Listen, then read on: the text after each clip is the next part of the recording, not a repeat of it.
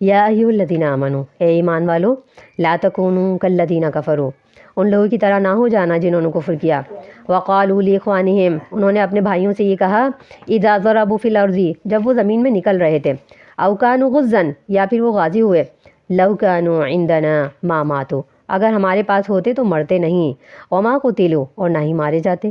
لیجعل اللہ ذلک حسرۃ، یہ اس لیے ہوا تاکہ ڈال دے اللہ تعالیٰ ایک حسرت فی قلوبہم، ان کے دلوں میں، واللہ یحیی و یمیت، اور اللہ تعالیٰ زندگی دیتا ہے اور موت دیتا ہے، واللہ بما تعملون بصیر، اور اللہ تعالیٰ ان اعمال کو جو وہ تم کرتے ہو دیکھنے والا ہے۔ یا ایھا الذین آمنوا لا تکونوا کالذین کفروا،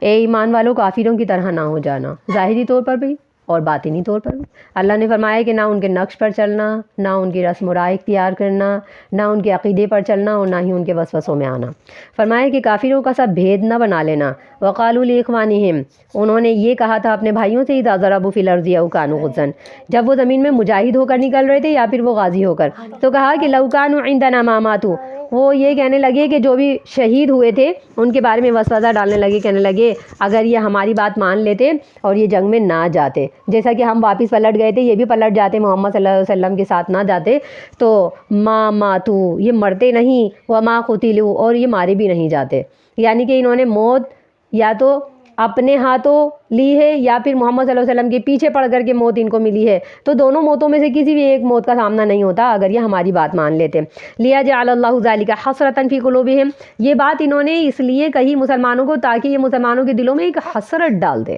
تاکہ جس کا بھائی شہید ہوا ہے یا جس کا باپ شہید ہوا ہے اس کے دل میں یہ پچھتاوا آ جائے کہ اگر ہم ان کی بات مان کر کے گھروں میں رہتے تو آج ہمارا باپ بھائی مرتا نہیں، تو یہ حسرت انہوں نے ڈال دی۔ واللہ یحیی و یمیت، حالانکہ زندگی اور موت کا دینا تو صرف اللہ کے ہاتھ میں ہے، واللہ بما تعملون بصیر، اور اللہ تعالیٰ ان اعمال کو جو تم کرتے ہو ان کو دیکھنے والا ہے۔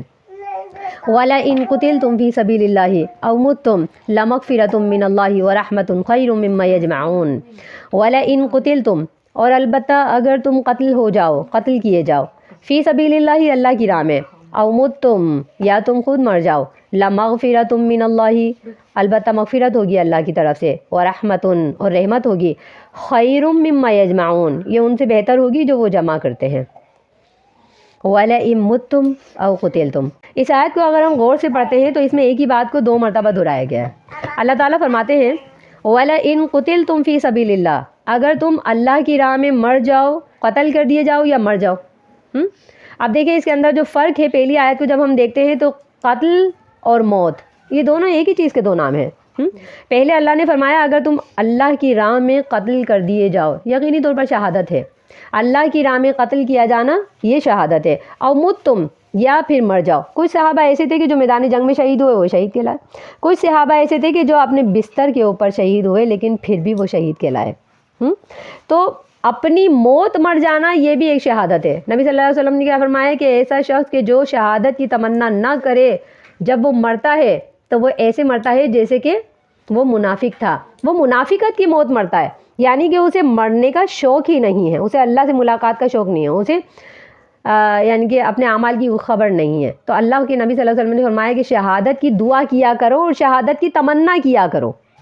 تو شہادت کی تمنا کر کے اگر کوئی اپنے بستر کے اوپر بھی مرتا ہے تو وہ گویا کہ شہید ہے۔ تو یہی اللہ تعالیٰ نے یہاں قرآن میں فرمایا وَلَئِن قُتِلْتُمْ فِي سَبِيلِ اللَّهِ، شرط کیا ہے؟ وہ فی سبیل اللہ کی ہے۔ پہلی آیت میں غور کیجئے تو اس میں اللہ تعالیٰ نے فی سبیل اللہ کے الفاظ فرمائے، وَلَئِن قُتِلْتُمْ فِي سَبِيلِ اللَّهِ أَوْ مُتُّمْ۔ دوسری آیت میں دیکھیے وَلَئِن مُتُّمْ أَوْ قُتِلْتُمْ، تم مر جاؤ یا پھر قتل کر دیے جاؤ۔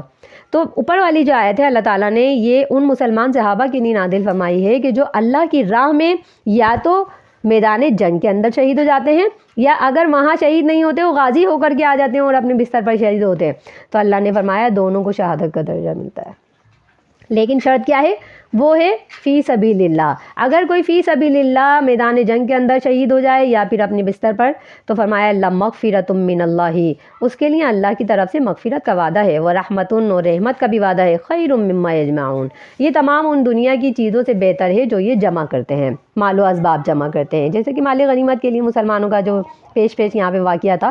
تو اللہ تعالیٰ فرماتے ہیں ان تمام چیزوں سے بہتر ہے یہ موت، یہ قتل کر دیا جانا، ان تمام چیزوں سے بہتر ہے جس کے لیے مسلمانوں نے درہ چھوڑ دیا تھا. اللہ فرماتے ہیں کہ خیر مما یجمعون، یہ جمع شدہ چیزیں جو ہیں ان سے کئی بہتر ہے موت.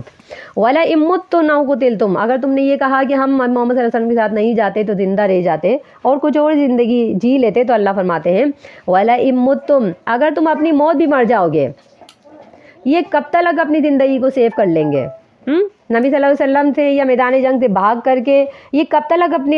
یعنی کہ موت سے بھاگتے پھریں گے؟ اللہ فرماتے ہیں وَلَئِن مُتُّمْ، کبھی نہ کبھی تو تم مرو گے. او قتلتم، یا خود نہیں مارو گے تو دوسرے کے ہاتھوں مار دیے جاؤ گے. یہ عربوں کا قانون تھا کہ ایسی جنگیں ہوا کرتی تھی کہ کسی بے گناہ کو یوں ہی قتل کر دیا جاتا تھا. تو یہ تو رسم و رواج تھے وہاں کے. فرمایا کہ وَلَئِن مُتُّمْ، اگر تم طبعی موت بھی مر گیا، او قتلتم، یا تمہارے دشمن نے تمہیں مار دیا،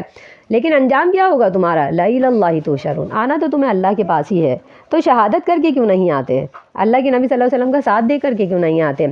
فَبِمَا رَحْمَةٍ مِّنَ اللَّهِ لِنتَ لَهُمْ وَلَوْ كُنتَ فَظًّا غَلِيظَ الْقَلْبِ لَانفَضُّوا مِنْ حَوْلِكَ فَاعْفُ عَنْهُمْ وَاسْتَغْفِرْ لَهُمْ وَشَاوِرْهُمْ فِي الْأَمْرِ فَإِذَا عَزَمْتَ فَتَوَكَّلْ عَلَى اللَّهِ إِنَّ اللَّهَ يُحِبُّ الْمُتَوَكِّلِينَ. سبحان ربك رب العزة عما يصفون وسلام على المرسلين والحمد لله.